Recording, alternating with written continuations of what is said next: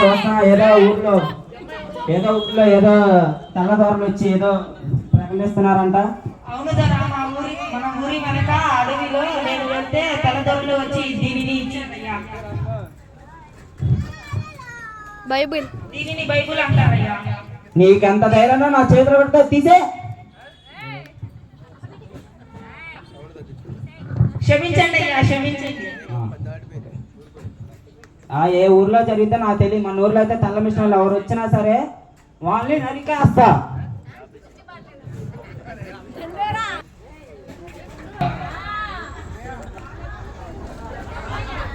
చెప్పన్నా.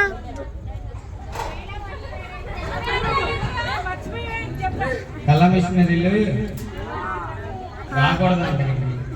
వస్తే చెమటాలా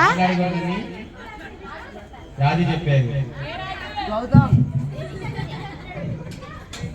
డామ్ డామ్ డామ్.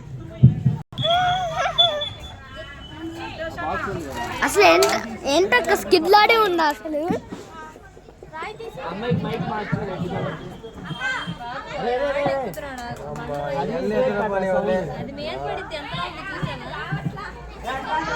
ఎల్రా నువ్వు చెప్పింది చేయరా, మైక్ లాగిపోతున్నాయి.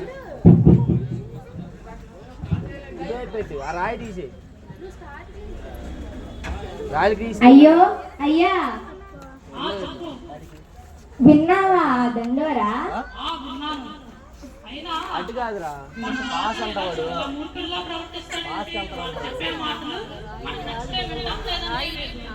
అంతే కదయ్యా, చేలో కొంచెం పని ఉంది కదా, నువ్వు దాన్ని చూసుకునిరా, నేను ఇంట్లో పని చేసుకుని వస్తాను.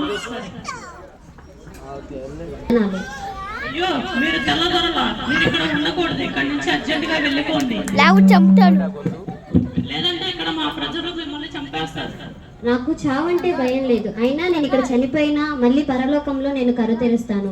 ఇక్కడ చంపేసినా సరే నేను ఒక క్షణమైన భూమి మీద బతుకున్నా దేవుని గురించి, ఆ నరకం గురించి, ఆయన నిత్య జీవం గురించి నేను చెప్పకుండా ఉండలేను. అదేంటి చావంటే భయం లేదు?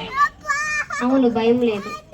అదేంటండి? సర్లే కానీ ఇదంతా మనం మా ఇంట్లోకి వెళ్ళి మాట్లాడుకుందాం. ఇక్కడ మా ప్రజలు ఎవరైనా చూస్తే మన ఇద్దరిని చంపేస్తారు. సరే పదండి. నానా, అమ్మ ఎక్కడుంది? అర్జెంట్ గా అమ్మని పిలుచుకుంటా.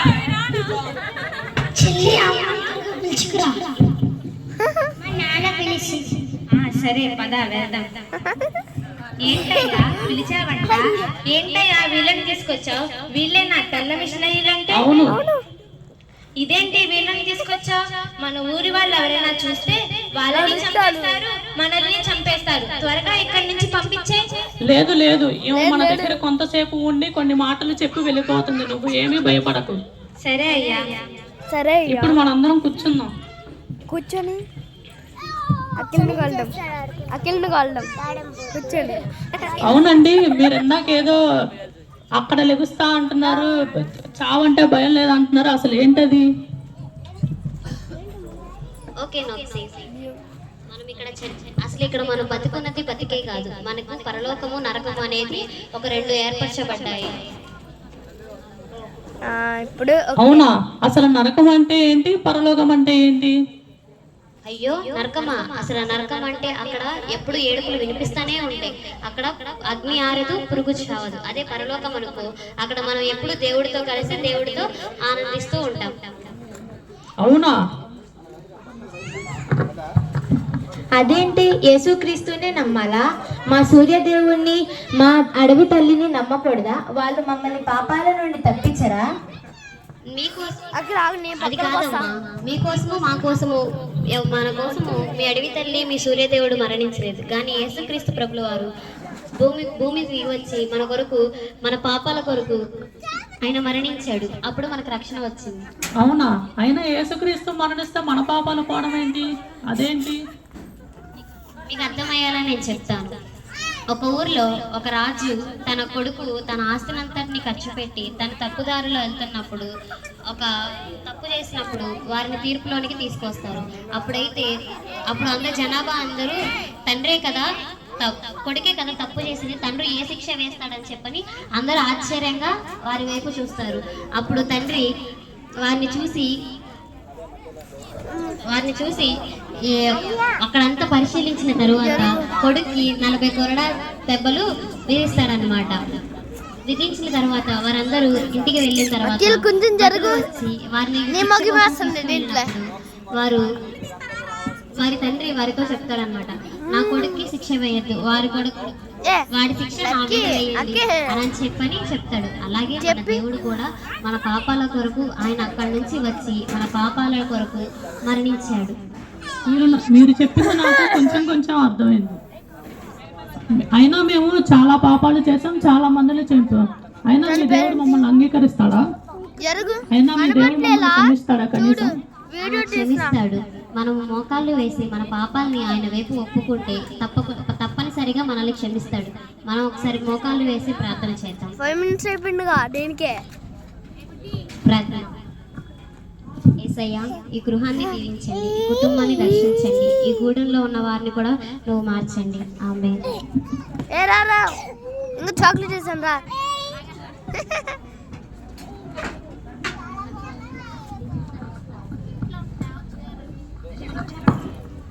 పిల్లలు, మనం నిన్న ఏం కథ చెప్పుకున్నాం? ఏమో ఏం చెప్పలేదు కదన్నా. 5 రొట్టెలు 2 చేపలు. ఒక చిన్న పిల్లవాడు దేవుడి దగ్గర ఆశీర్వదించి 5,000 మందికి పంచిపెట్టాడు. ఇదే నువ్వు చెప్పిన స్టోరీ. Very good. అయితే మనం ఇప్పుడు కూడా ఇంకొక స్టోరీ నేర్చుకుందాం. చిన్ను వచ్చి అసలు మీరేం చేస్తున్నాడు రాజు చూసి రాజు చూసాననుకో. అయ్యో అనోక్ సింగ్, ఏంటి పని ఇది? ఇతరుల దేవుడికి ఎందుకు ప్రార్థిస్తున్నావు? పద దొర దగ్గరికి పా. డొర అంటే దొంగ అంటే దొంగ దగ్గరికి వెళ్ళి ఏం చేయను? దొంగ మన దగ్గరికి రావాలి. దొర తప్పు చేస్తున్నాడు, ఇతరుల దేవుడికి ప్రార్థిస్తున్నాడు. అవునా? రేపు జరిగే సభకి నోక్ సింగ్ వాళ్ళ ఫ్యామిలీ అందరినీ రావాల్సిన చెప్పు.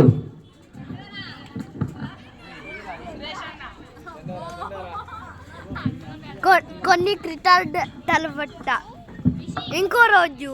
అయ్యలారా, అమ్మలారా, రేపు జరిగే సమావేశంలో అందరి రావాల్సిందిగా కోరుకుంటున్నాను. దా నెక్స్ట్ డే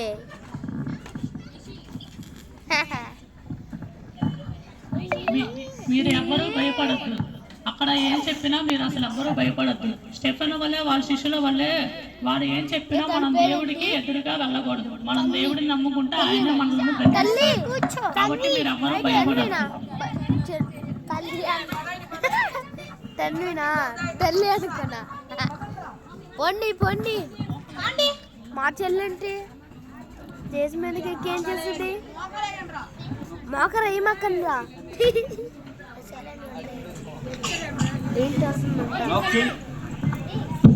నోక్ సింగ్, నువ్వు ఎంత పని చేసావు? ఇతర దేవుని పూజిస్తావా? ఆ దేవుని వదిలే. అయ్యా, మీరు ఎంత చెప్పినా నేను వదలలేనయ్యా. నువ్వు కానీ వదలపోతే మీ పిల్లల్ని చంపేస్తా. అయినా సరే నేను వదలలేనయ్యా. చంపండి రా పిల్లల్ని. నోక్ సింగ్, ఎప్పుడైనా నీ దేవుని వదిలే. నేను వదలలేనయ్యా. నువ్వు కానీ వదలపోతే మీ ఆవిడని కూడా చంపేస్తా. అయినా సరే నేను వదలలేనయ్యా. చంపండి రా. నోక్ సింగ్, ఎప్పుడైనా వదిలే.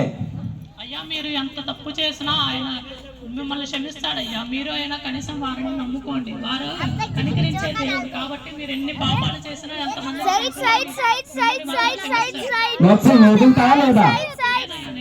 చంపండి నోక్ సింగ్ ని. అయ్యో, నోక్ సింగ్ వాళ్ళ ఫ్యామిలీని చంపేశా. అసలు ఈ బైబిల్ ఏమన్నా ఒకసారి చదివి చూద్దాం.